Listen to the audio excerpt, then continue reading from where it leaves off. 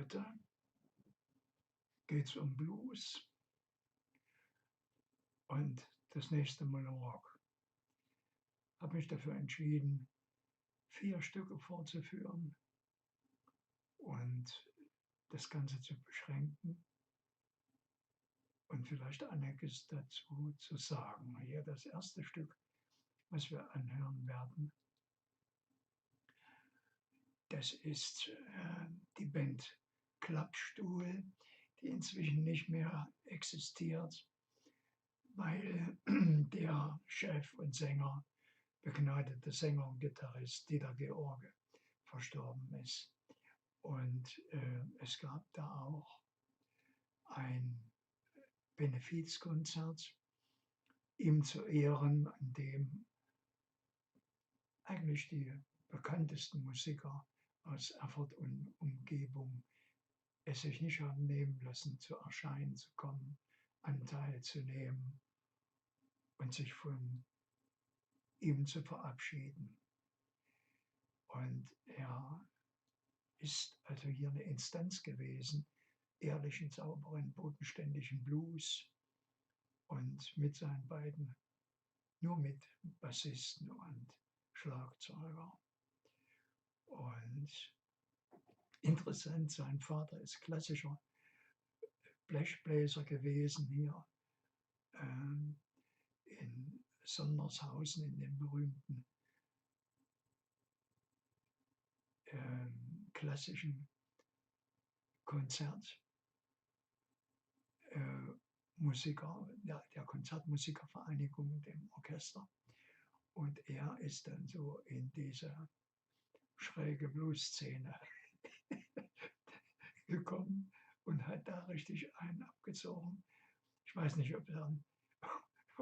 ob sein Vater das abgesegnet hatte. Ich konnte ihn leider nicht mehr fragen. Und wir haben uns einen kurzen Talk gemacht hier zum Konzert.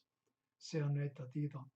Und ich sage, Mensch, dein Vater war, wie ich gehört habe, beim Lu-Orchester in Sondershausen, ein berühmter Blechbläser. Und du machst hier so Hottentotten-Musik. Ja, da haben wir beide herzlich gelacht. Aber da die Pause vorbei war und er noch ein bisschen was trinken wollte und sich etwas wieder fit machen wollte, da habe ich ihn dann nicht weiter gelöchert. Ja. Und wenn man gewusst hätte, dass das das letzte Konzert ist. So, also Nummer 9.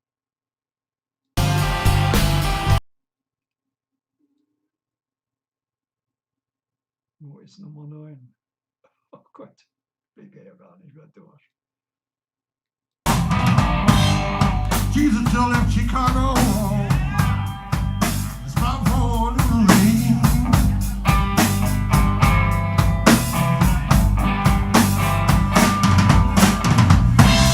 Jesus still left Chicago. It's about for to leave.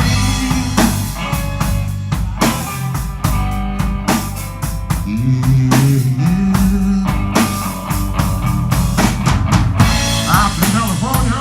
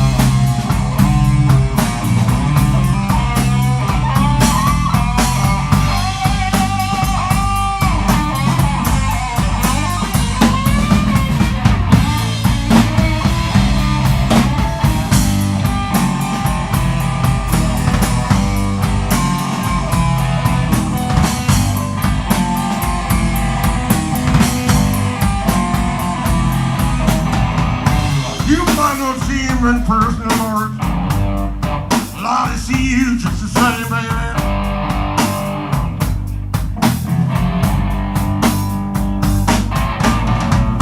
You might not see him in person, Lord.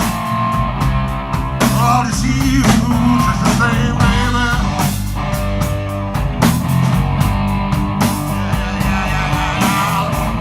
Out in California.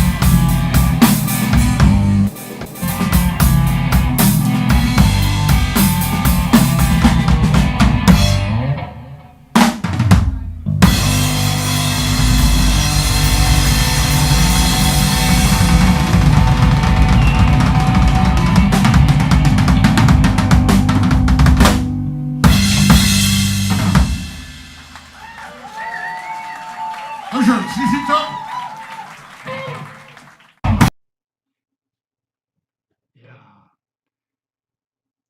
Jesus Jazz.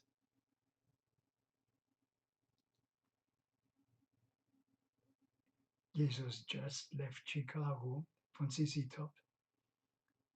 Das ist natürlich ein Knaller, ein super Knaller von Klappstuhl, Dieter Georges, und schieben wir mal wieder hier hoch. Und dasselbe Stück jetzt nochmal mit einer echten texanischen Band. Und die natürlich hier, die Klappstuhl ist ja noch zu dritt gewesen, aber hier die kommende Band hat natürlich eher Widespread Panic, heißen die Jungs. Und da kann natürlich jetzt der Dieter Georgi, naja, hat auch eine gute Figur gemacht, aber die Jungs können natürlich mit ihren, was weiß ich, glaube sechs Leuten hier, können die natürlich noch ein bisschen kräftiger aufwarten, ja. Aber ich glaube, dass der Dieter Georgi sehr schön das Wesentliche dieses herrlichen Blues von ZZ Top rübergebracht hat. Und ich höre das immer wieder gerne her. Also einfach strukturiert, aber wirklich vom Feinsten, ganz sparsam instrumentiert. Jeder macht seinen Part. Ja, wo er hingehört, die Gitarre schön, Solis, nach dem Gesang, dann nach den Gitarren setzt der Gesang wieder ein, wie sich das gehört. Also eine tolle Sache, die auch so von Dieter Georgi, der spielt ja nun auch noch die Gitarre selber. Ich bewundere immer, wenn Sänger gleichzeitig auch noch ein Instrument spielen, ja, also wie die das noch miteinander koordinieren, diese doppelte Tätigkeit, das Spielen und das Singen, wie die das hinkriegen, das wird mir ewig ein Rätsel bleiben, ja.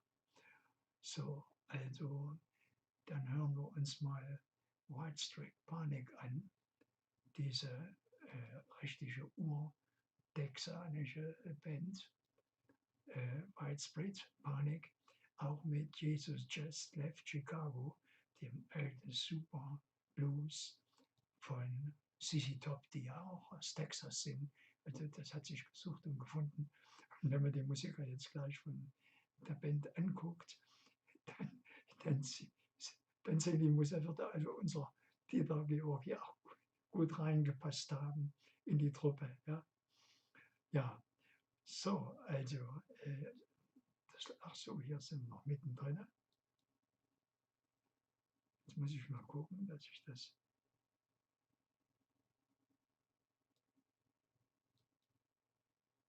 Ah ja.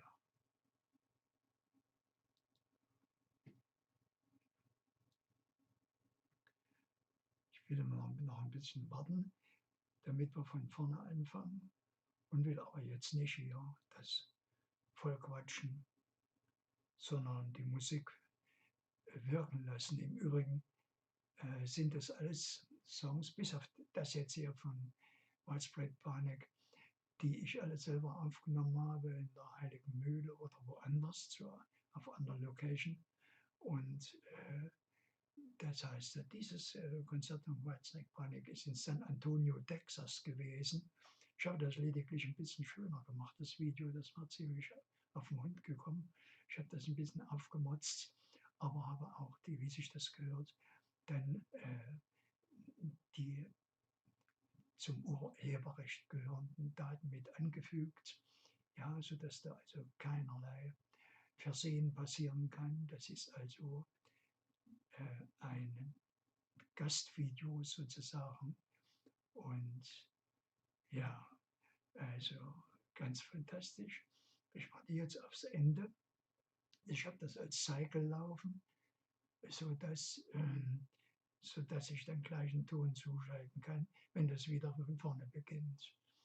Und wie gesagt, was ich hier vorführe, das sind Videos, die ich selber aufgenommen habe im Laufe der Jahre.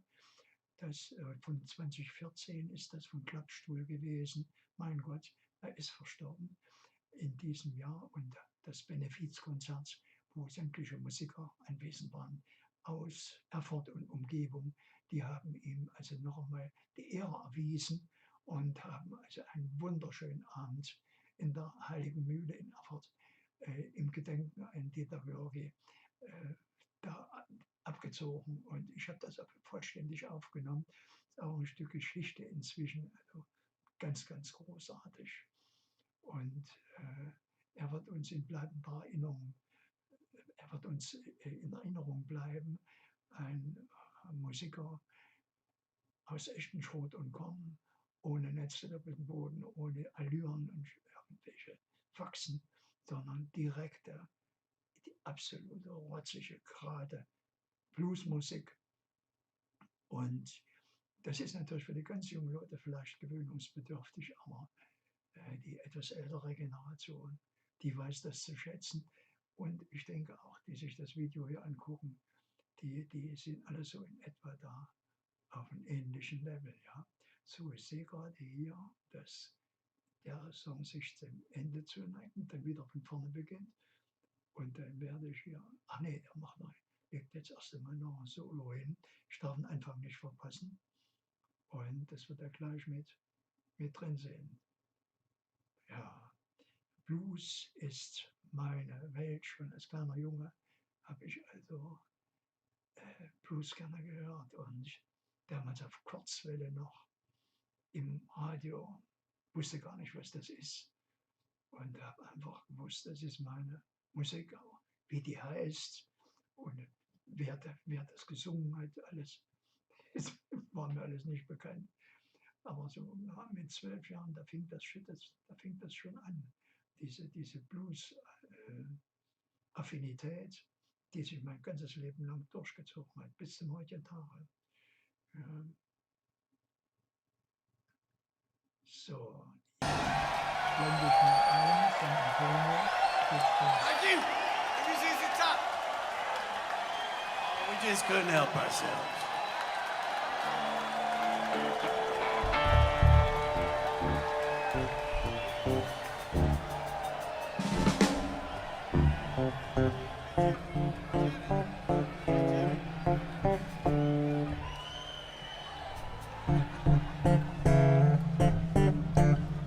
Die ganzen Songs hier bei mir auf dem Kanal runterladen.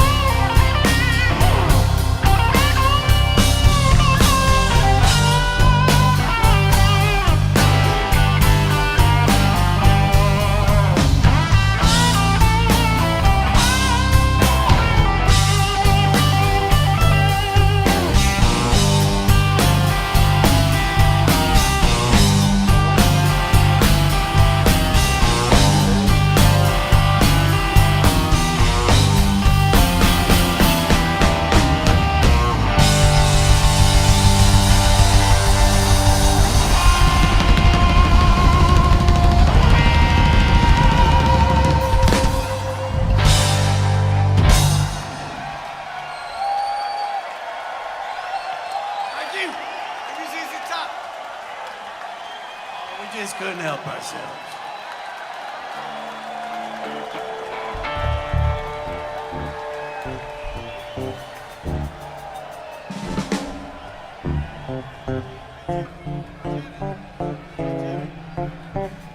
Der Widespread Panic aus Texas, die in San Antonio, Texas, auch hier ein Konzert gegeben haben. Und ich habe mir also den Song hier rausgeholt, weil er mir also mein Lieblingssong von CC Top überhaupt auch ist. Jesus Just Left Chicago. Und unser Dieter Georgi hat seinen Job so gut gemacht. Ja, natürlich nur in kleiner Besetzung, in einem kleinen Räumchen und nicht in dem großen Saal in San Antonio, dem gigantischen Auditorium, sondern in einer kleinen Musikkneipe hier in unserer Heiligen Mühle. Aber ich bin auch mit dem Ton einigermaßen zufrieden gewesen. Ihr könnt euch das alles anhören, hier in meinem Kanal. Ihr braucht bloß den entsprechenden Namen einzugeben. Und zack, schon habt ihr die Songs verfügbar. So, jetzt will ich sie mal ein bisschen kleiner machen hier, die schon da gewesen sind. Und wende mich mal hier auf die rechte Seite. Oh, ja, wir haben hier bei uns in Erfurt den bekanntesten, soll ich sagen, berühmtesten Blues-Gitarristen Deutschlands. Ja, so muss man das sagen. Berühmt oder bekannt. Dazwischen, wie nennt man das dazwischen? Zwischen bekannt und berühmt. Und der Jürgen Kerth ist viele Jahrzehnte schon im Geschäft. Schon zu DDR-Zeiten hat er also auf sich aufmerksam gemacht. Und zwar auch, weil er Deutsch gesungen hat. Ja. Problematische Texte hat er nicht gescheut, hat er durchgesetzt, hat sogar also etliche Platten gemacht in der DDR-Zeit. Und er hat wahrscheinlich davon profitiert, dass die DDR dem Blues gegenüber sehr aufgeschlossen gegenüberstand. Warum? Ganz einfach. Blues wurde von schwarzen Musikern gemacht in den Vereinigten Staaten. Und da die immer Probleme hatten, die Schwarzen bekanntermaßen, mit dem Establishment und mit der Politik und so weiter, stand die DDR natürlich voll auf der Seite der Schwarzen und auch deren Musik. Ja.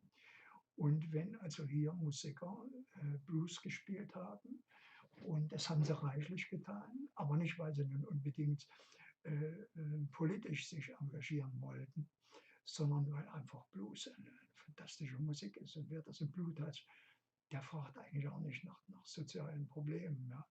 Erstmal nicht. Und inzwischen sind ja auch später die bekannten Bluesmusiker nicht mehr auf den Baumwollfeldern gewesen, sondern haben sich also ihre Millionen, muss man schon sagen, in den Clubs verdient oder in den entsprechenden Musiketablissements und auf Konzerten und haben sich auch immer mehr durchgesetzt, nachdem auch solche Leute wie die Rolling Stones, ist ja auch allgemein bekannt, eben immer mehr Bluesmusiker wieder aus der Versenkung hervorgeholt haben, haben ihre Songs gespielt, dafür flossen Tantiemen, erst spärlich, aber dann immer stärker, sodass Leute wie Muddy Waters und so, und die haben natürlich dann später auf ihre alten Tage noch richtig Geld gesehen, ja, und konnten sich da auch noch was gönnen, was leisten und was gönnen.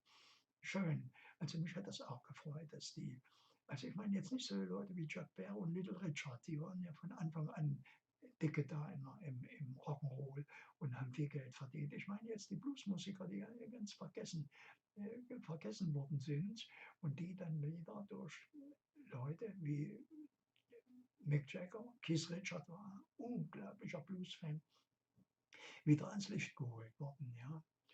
Und Johnny Lee Hooker zum Beispiel, ja, unglaublich, der mit seiner versoffenen Stimme. Ja, also, das ist ja Wahnsinn, wenn der ansetzt. Da stellen sich die Nackenhaare hoch. Ja, da kriegt man Gänsehaut.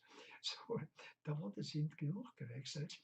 Hier noch ein kurzes Wort zu unserem Jürgen Kerth, der mit seinem Sohn spielt zusammen. Sein Sohn ist am Bass Jürgen spielt Gitarre und singt und dann ist noch ein toller Schlagzeuger mit dabei und zu dritt sind sie mal als Trio treten sie auf und meistens auch, oft auch nur mit seinem Sohn, mit Bassisten verzichten sie dann auf den Schlagzeuger. So heute auch unwahrscheinlich hier mit Pinke Pinke.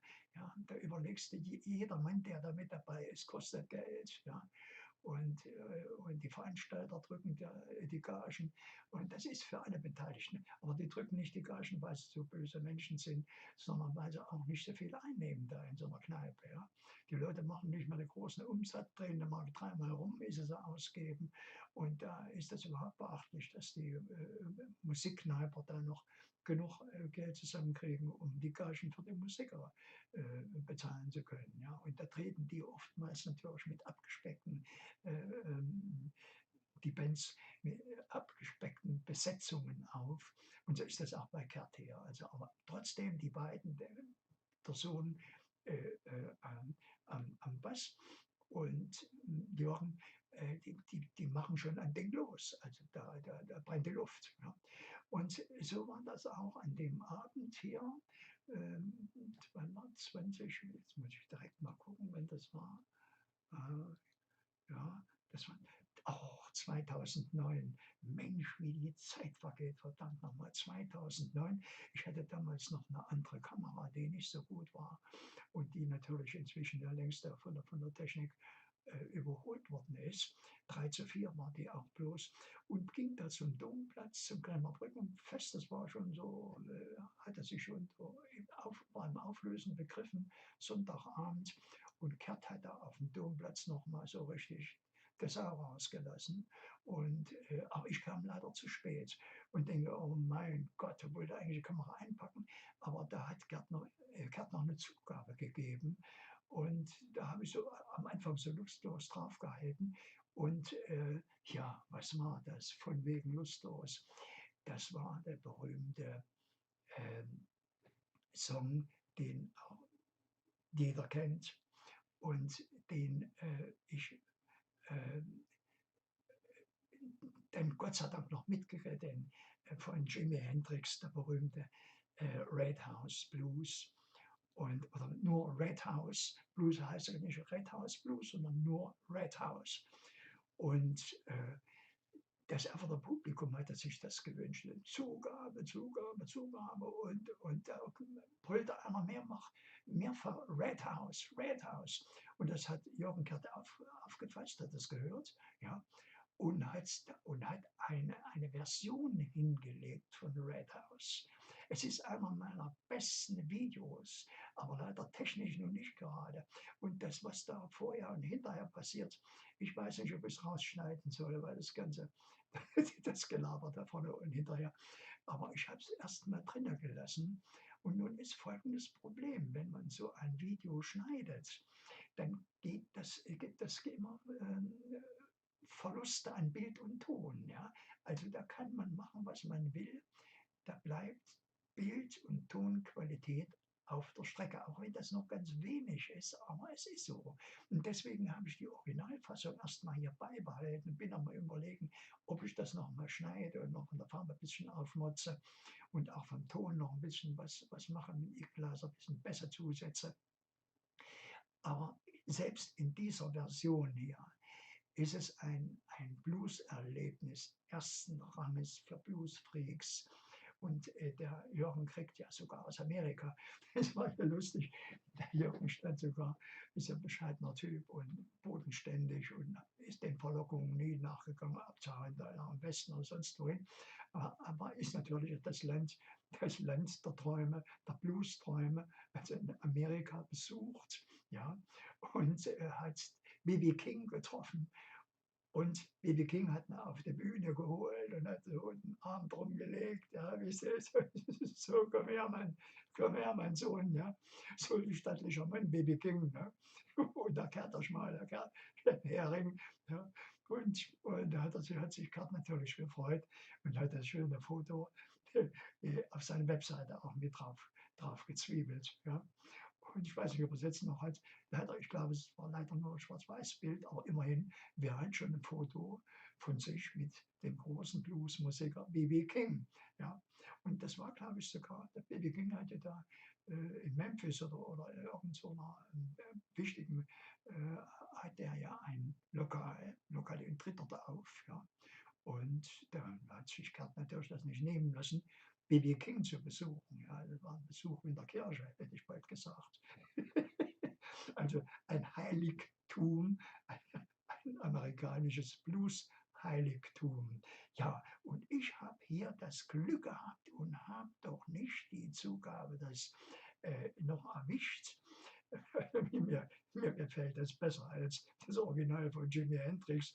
Also wie gesagt, jetzt hören wir uns den Red House Blues an und auch wieder erst lasse ich ihn jetzt mal durchlaufen und erst wenn der dann wieder von vorne losgeht, dann ziehe ich das Bild mal ein bisschen größer. Wie gesagt, die Qualität ist nicht besonders, aber was Kerth da hat er wirklich ein Feuerwerk losgelassen. Ja? Also Menschenskinder macht man Wechselbäder durch. Ja?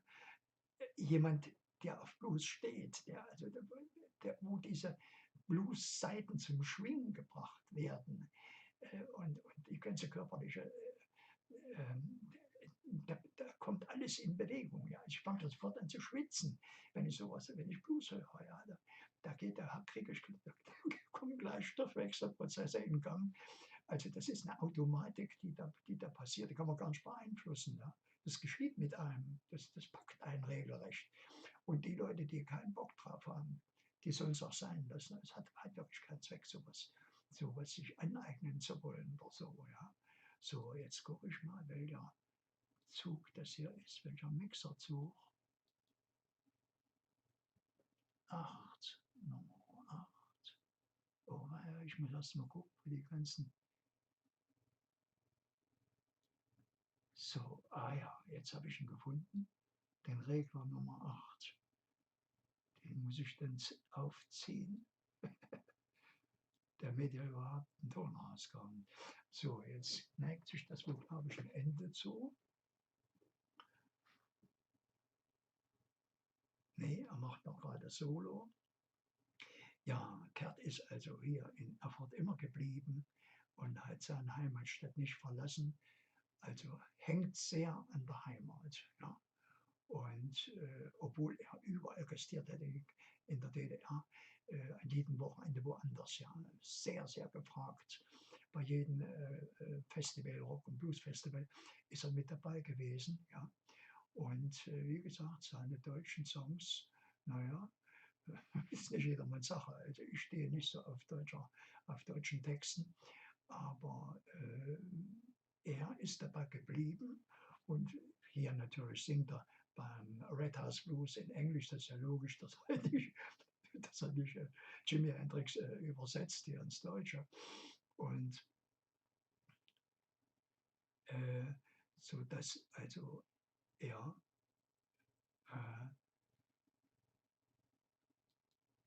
jetzt nicht unbedingt seine deutsche Sprache verleugnet, sondern eben seine Titel selbst getextet hat auch und ist seinen Weg gegangen bis zum heutigen Tag. Ja, ist jetzt auch über 70. Ja. Insofern ist das natürlich auch für ihn jetzt die Zeit, die jetzt leider ausfällt in diesem Jahr 2020. Das ist ja für die älteren Musiker ist das natürlich problematisch, ja. Und wo die Zeit eben wirklich zählt, nicht? So, jetzt wollen wir uns mal einblenden. Top-Building, ich habe es noch nie für uns gegeben. Top-Building. Ja, hinter dem großen Hochhaus am Ring. Parallel in der Neubergstraße. Sehr amerikanisch kommt es mir vor. Sehr Top-Building gegen 23 Uhr, ja. Kurz vor Mitternacht Konzert. Jürgen Kerth in Erfurt. War geil, ja? Nochmal ein Applaus. Ach nee, das war der Schluss. Jetzt dreht sich das, es läuft ja in der Schleife, hier an der Seite. Jetzt geht es wieder gleich von vorne los. Und da schalte ich dann den Ton zu. Vielleicht noch ein kurzes Wort zu dem Jürgen Kerth. Der hat natürlich in jeder Band hier in Erfurt schon mal mitgespielt und gehörte auch hier der allerersten Beats-Gruppe an in ganz Ostdeutschland. Ja. Die Rampenlichter nannten die sich, da war auch Gott der Gottschalk mit dabei, Sifte, Siegfried Hörer und also... Erfurt, das wird gewesen sein, am Platz Stefan Kerth. Am Schlagzeug Mr. Heiko Mühlhausen, an der Gitarre Jürgen Kerth. Pünktlich wie ein Maurer.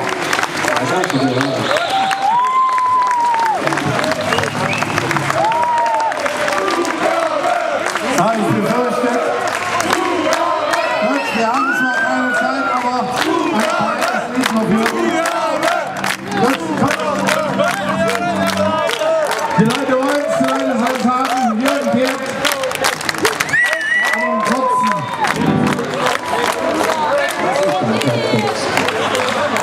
Your hands,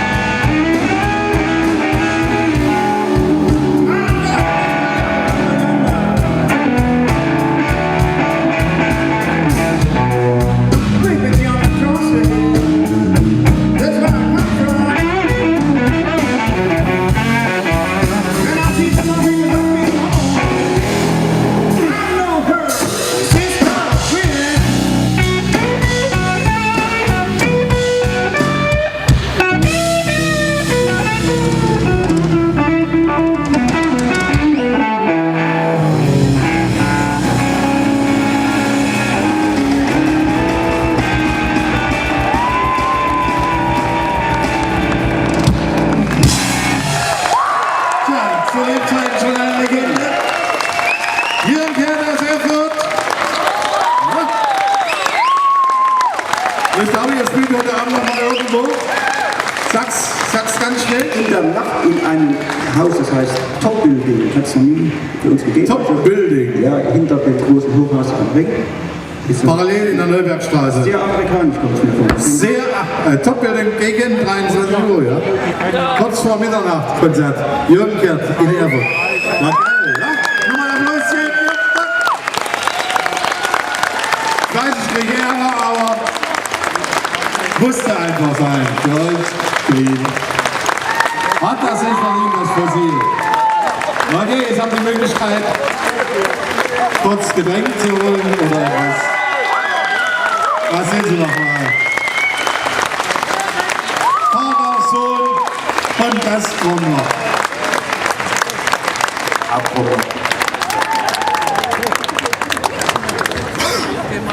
Herzlichen Dank, liebe Freunde. Ja, das war die Blueslegende Jürgen Kerth auf dem Domplatz in Erfurt. Aber ja, wie die Zeit vergeht. Im Jahre Krämerbrückenfest, im Jahre 2009. Ja, aber ich hatte mich selbst unterbrochen, auf angenehme Art und Weise unterbrochen, denn Jürgen war mit Gottschalk und Sifte, Siegfried Hörer am Schlagzeug, Michi am Bass, der leider nicht mehr unter uns weilt, und Gotte, also die haben die erste Beat-Gruppe aufgemacht. Ja, ich glaube sogar deutschlandweit, ja, also zumindest in der DDR. Ja, das war die erste Beat-Band in der DDR. Denn die Polars in Gotha, die waren so gemischt. Die haben Johnny and the Hurricanes und auch so diese Songs gespielt von Shadows. Das war nicht mehr unbedingt das, was in der Beat-Zeit dann wirklich mit den Beatles, mit Twist and Shout losgetreten worden ist. Und da sind ja also Bands dann wie Pilze aus dem Boden geschossen. Ja, also ich war dann auch mal Mitglied in einer Schülerband und nur eine gewisse Zeit. Und das hat sich dann erledigt, aber man hat die Szene verfolgt. Und die Rampenlichter, so haben die sich genannt, weil die wollten sich ursprünglich Spotlights nennen, Spotlights. Und das hat aber die Stadt nicht mitgemacht. Diesen Namen haben sie nicht akzeptiert. Und da haben sie also das verdeutscht, Spotlight, Rampenlicht, was eigentlich von der Sache her korrekt ist. Ja. Also Rampenlicht, das sind die Leuchten, die Lampen, die vorne an der Rampe sind und die Bühne beleuchten. Ja. Spotlight, naja, frei übersetzt.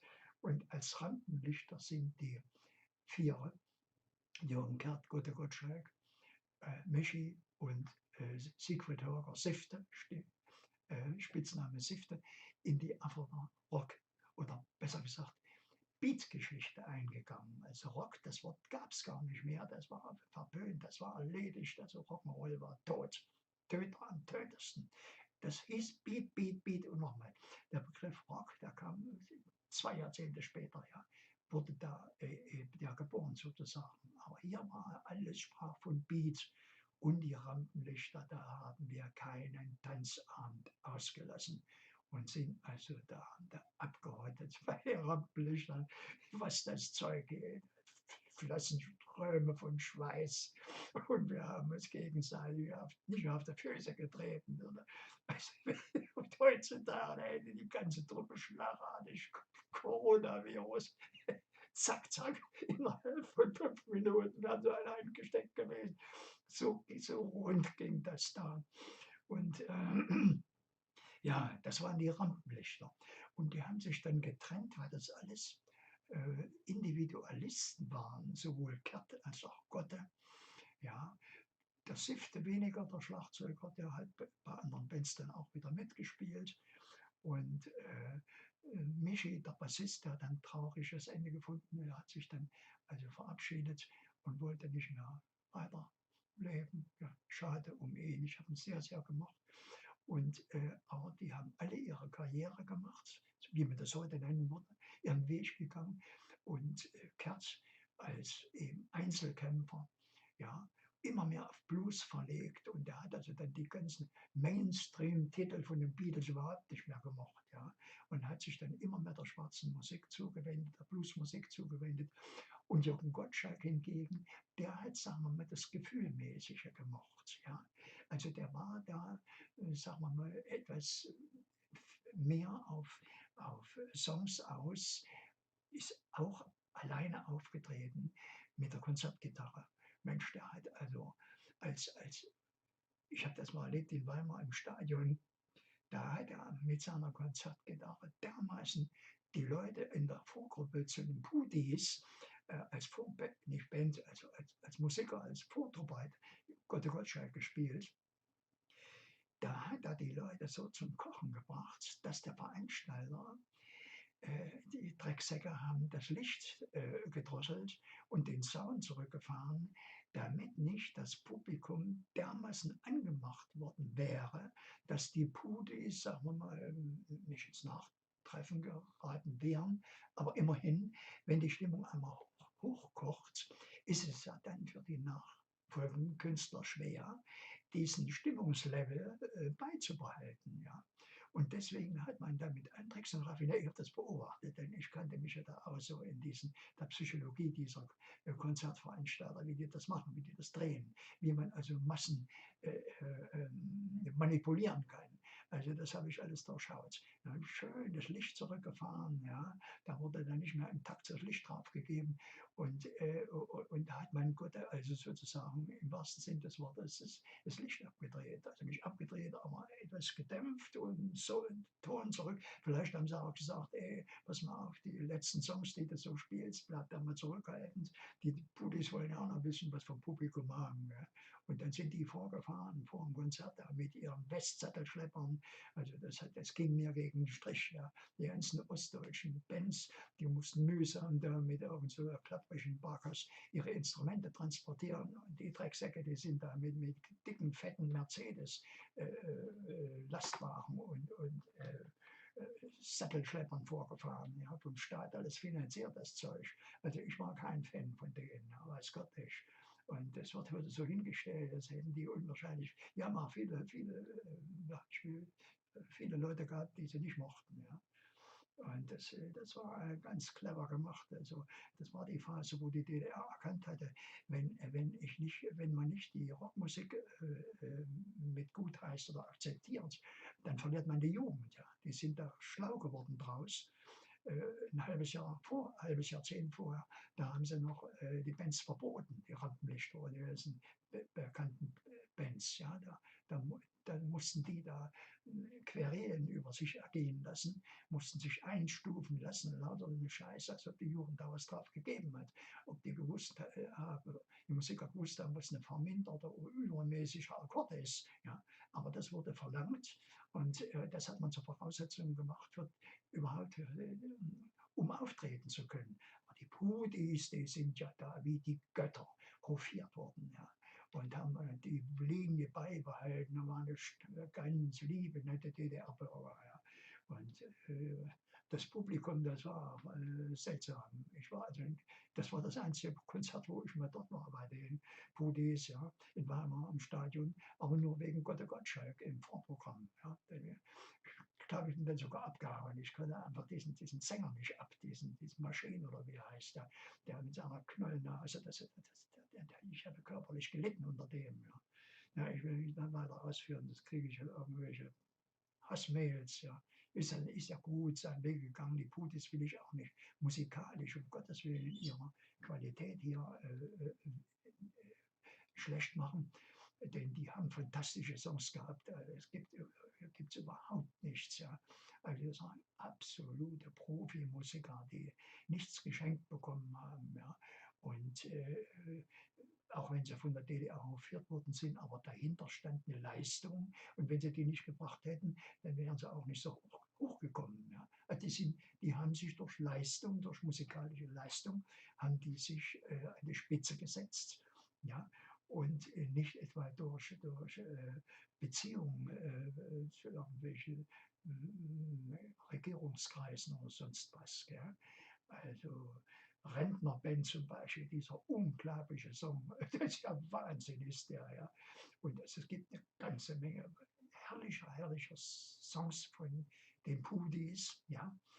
Aber am Anfang, ich habe den Anfang nicht vergessen, wie die also eben es so leicht hatten mit ihren, die Musikinstrumente, wo jede mittelmäßige Band, die teuer für 1:4, 1:5 kaufen musste. Also praktisch, wenn das Instrument 1000 D-Mark gekostet hat, dann musste sie 4.000 bis 5.000 Ostmark dafür hinlegen für eine Fender-Gitarre. Ja. Und das haben die sich vom Munde abgespart und so weiter. Und die Pudis, die sind da also ausgestattet worden mit den ganzen Instrumenten. Ich weiß nicht, auf welche Art und Weise die da zugekommen sind, aber die hatten da keine Schwierigkeiten. Ja.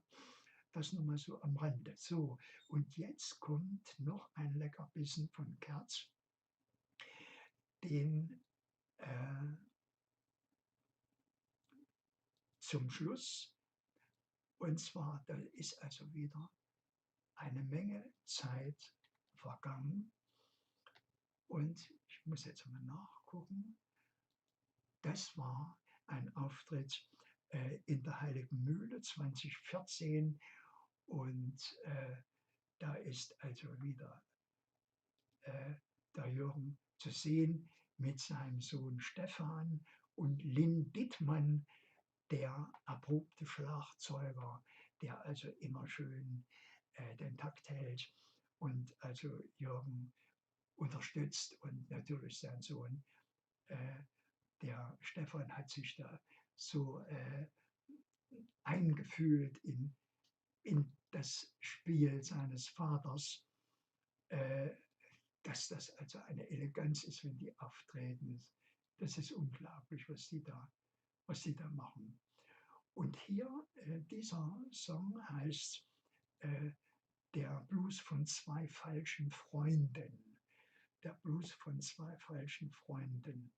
Und er hat also jetzt hier viele 1000 Aufrufe auch schon seit 2014. Es war natürlich auch eine ziemliche Zeit vergangen, aber das zeigt trotzdem, ich meine, Blues war immer schon eine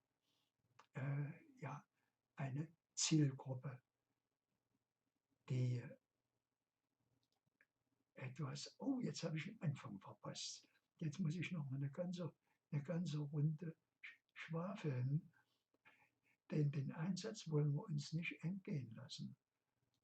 Das ist schon wichtig. So, warte mal, jetzt muss ich mich erst wieder zurechtfinden.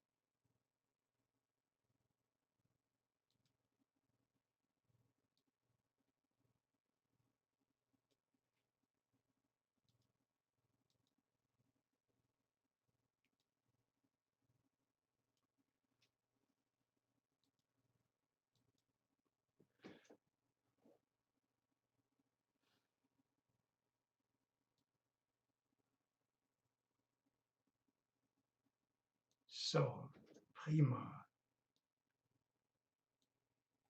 Ja, da gehe ich also jetzt mal nicht mitten rein, sondern warte mal, bis das wieder von vorne beginnt. Und dann ziehe ich das mal wieder hoch. Ja, Jürgen Kerth, ein Musikerleben. Und er hat sich auch über diese Wendezeit mit seinem Blues, man kann nicht sagen, hinweggerettet. Nein, der Blues war von einer kleinen, aber feinen Gemeinde immer hochgehalten worden, in West wie in Ost. Im West hat er mal so ein Auf und Nieder erlebt. Ja. Da gab es mal eine Zeit, da konnte man einfach den Blues nicht mehr hören. Ja. Und, aber der macht Wellenbewegung. Mal ist er oben, mal ist er unten. Ja.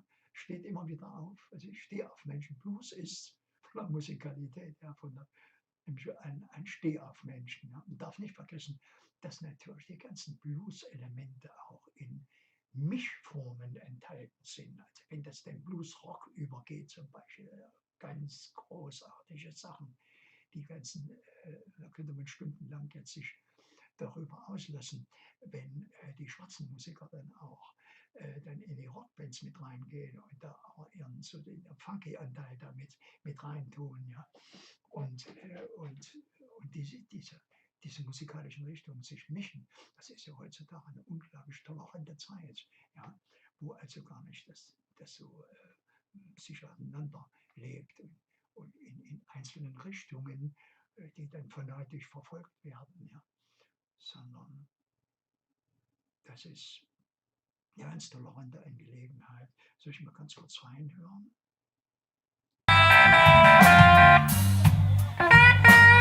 Ja, ich bin auf dem richtigen Dampfer, am richtigen Fader heißen die Regler, ne? Und ja, da kann ich dann schön aufmachen und da hören wir uns den letzten Song noch an, von Jürgen Kerth mit Stefan, seinem Sohn, aus der Heiligen Mühle, 2014, ja, und der Blues von zwei falschen Freunden. Und ja, das ist schön, Vater und Sohn, die haben sogar auch einen Song, Jürgen hat ja einen Song komponiert, Gloriosa heißt der. Der ist also ein episches Werk, hätte ich bald gesagt, ja. Also von vielen Minuten, wo er hier die berühmte Gloriosa-Glocke vom Dom besingt. Und die ist ja für unsere Generation ganz wichtig gewesen. Wir sind ja da schon als kleine Jungs unter der Glocke rumgehuscht. Ja, die war noch offen damals, konnte man also noch frei hoch für, was weiß ich, 20 Pfennig Eintritt. Und konnte also da nach Herzenslust unter der Glocke rumtoben. Und deswegen ist das ein Stück von uns. Ja. Und da hat Jürgen es sich nicht nehmen lassen, ein Werk zu schreiben, was er Gloriosa genannt hat. Ja.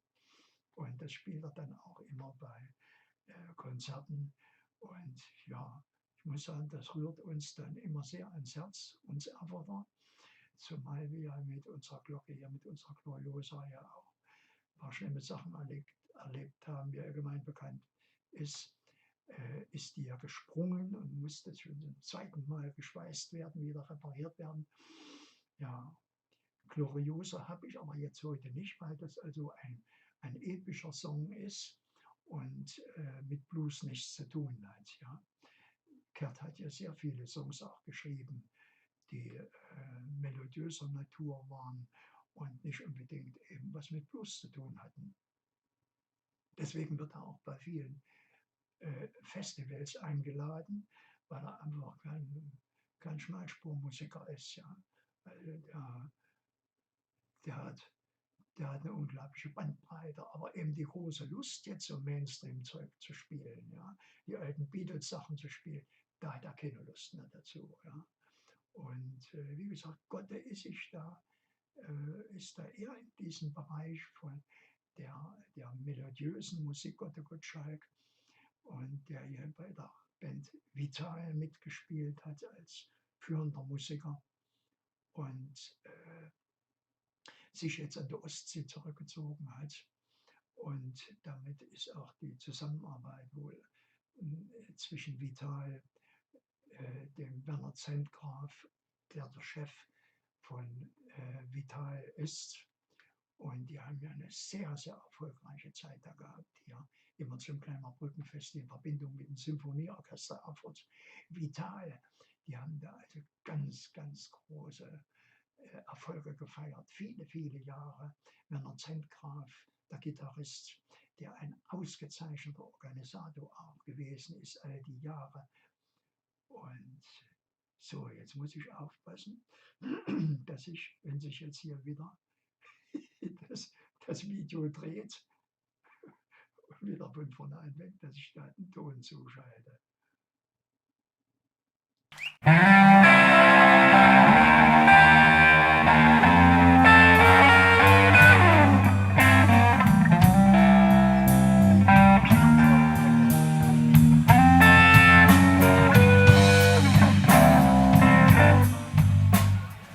Lass ab! Und zwei falsche Freunde. wollen dich töten. Ja, sie wollen dich verblöden. Aus deiner Lunge machen sie den schwarzen Blaseball.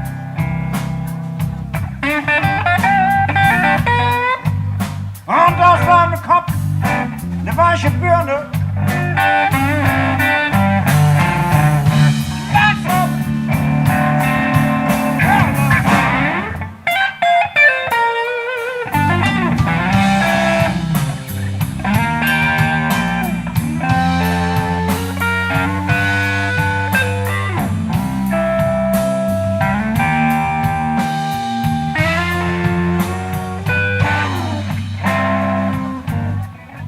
Lass ab von den Zweiern, denn sie waren Teufel. Der eine will dich übergehen, dich auf eine Karre zu setzen.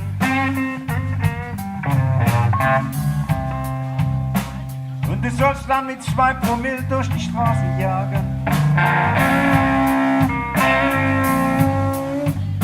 Du lässt dich dabei nicht mal nach Menschenleben fragen.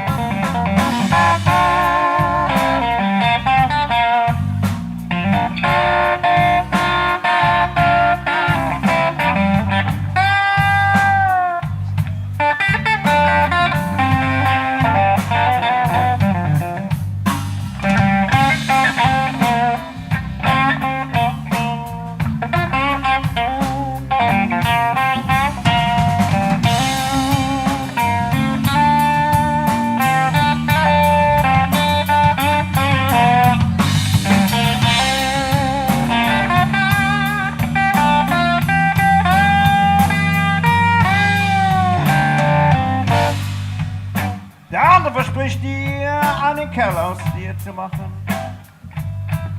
Und eine Kerlin.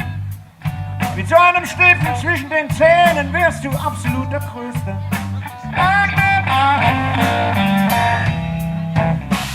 Und aus so manchem schönen Mädchenmund macht er einen qualmenden Schlot. Gramm für Gramm lädt er Teer in uns ab.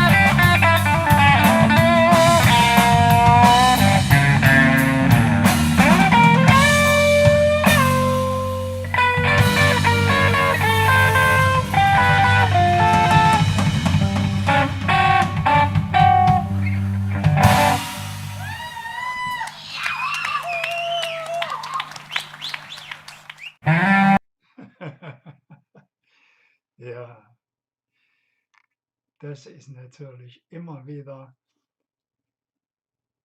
ein großes Vergnügen, unseren Jürgen Kerth zu erleben hier. Die Gitarre übrigens ist ein Eigenbau und auch ein typisches individuelles Merkmal von ihm. Die Gitarre gibt es nur einmal in der ganzen Welt, wird er immer wieder darauf angesprochen von seinen Interviewpartnern und erzählt er immer wieder, dass er die also selber gebaut hat. Mit einer Gitarre ist er das ganze Musikerleben gekommen und nicht viel verdient, Fender und Co. So, das war's. Wir sind am Ende angekommen und ich hoffe, es hat Spaß gemacht. Ich lasse jetzt diesen Stream drinnen. Da kann man sich das in Ruhe anhören und ansehen, diese tollen Leute, und kann sich das noch reinziehen, denn leider waren heute sehr wenig Teilnehmer mit von der Partie, um nicht zu sagen überhaupt niemand. Aber egal, ich weiß, dass das Video noch später einige Zugriffe bekommen wird. Das ist so sicher wie das Amen in der Kirche. Also ich bedanke mich und grüße schon mal die Zuschauer, die hier noch eintreffen werden und die vielleicht das mit einem gewissen Interesse sich noch reinziehen. Also, schönen Dank und Servus.